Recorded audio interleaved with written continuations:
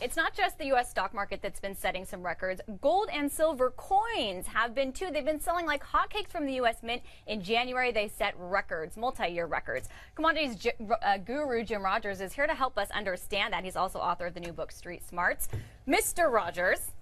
Yes, Ms. Lister. I have here this this 1 ounce silver American Eagle 2012 coin. Tell me, what is this? Is this a collector's item? Is this money? Is this a way to buy precious metals? Oh, that's the hot one. Those are hot sellers. I know. You can't get them. You can't get them, can you? They sold out. They did. It worries me that the mint is running out. It's not just American Mint, the U.S. Mint, the Canadian Mint. Several mints have run out of coins. Why? Why are they selling like hotcakes? Why is everyone clamoring to get their hands on them? I mean, I'm not the only person who's worried about the future of the world. No, lots of people are. It worries me a bit, though, that it's so hot right now. I don't like to buy things that are so hot. Do you think too many people are now speculating on precious metals, on silver coins? I do know that lots of people are. I know that the commodities numbers that the government publishes every week, they show lots of people have rushed into gold and silver here in the last several weeks. So it worries me. I'm not buying right now other than souvenirs for, my friends. But no, I wouldn't rush in right now. What about gold? You've said gold is in a correction. We've seen it come down, what, 12% since its highs in September of 2011 when it was at 1,900. Where do you think it goes in 2013? I'm not smart enough to know that. You should watch Yahoo Finance, for goodness sakes. You're competing with all the other financial networks. I don't know. Well, do you think the correction continues for a while? Yes, I do. If gold has been up 12 years in a row, which is extremely unusual for anything, lots of speculators are rushing into gold right now. No, I'm not rushing in to buy gold at the moment, but I'm certainly not selling. And if it goes down, I'll buy more. Okay, so what about the U.S. dollar while we're on commodities, or currencies, excuse me, because I know in the past you've said the U.S. dollar will be a disaster, but you buy it because you have to think about what everybody else is doing. Now, for exactly that reason, because there's going to be a lot more turmoil in the currency markets. Look at the Japanese yen. The Japanese yen is collapsing here in the last 2 months, so there's going to be more turmoil like that. People will flee. They don't know where to go, so they'll go to the U.S. dollar. It's the wrong place to go, but they think it's a safe haven, so they'll go. So I've gone there too.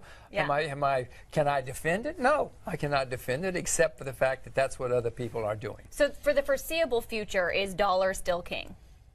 No, there's not a sound currency anymore.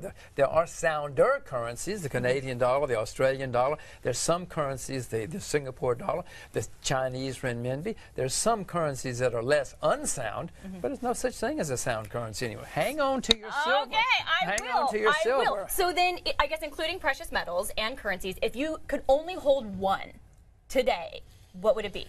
Oh, agriculture. I would rather own agriculture than anything, or maybe than any currency. Maybe Russian rubles, or is it renminbi? Russian rubles. I'm interested in right now. Russian Singapore. I'm sorry, renminbi, Chinese renminbi. I'm interested in right now.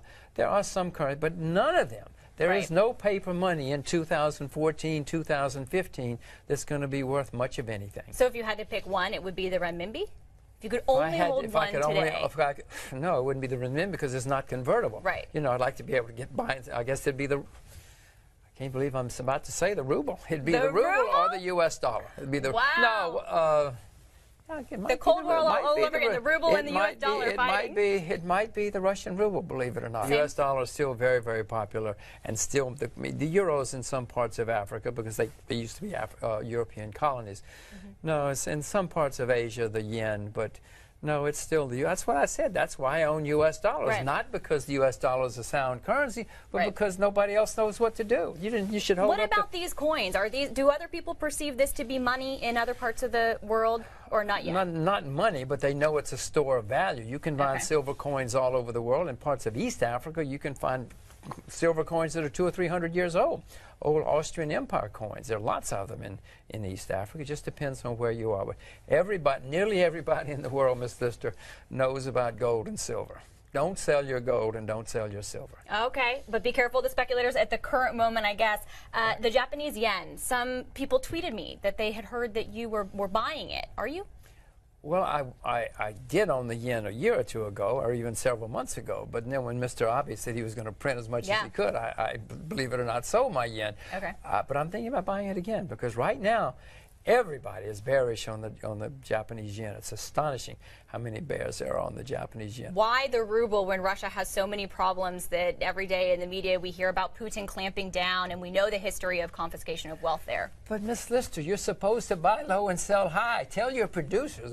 Didn't their parents teach them?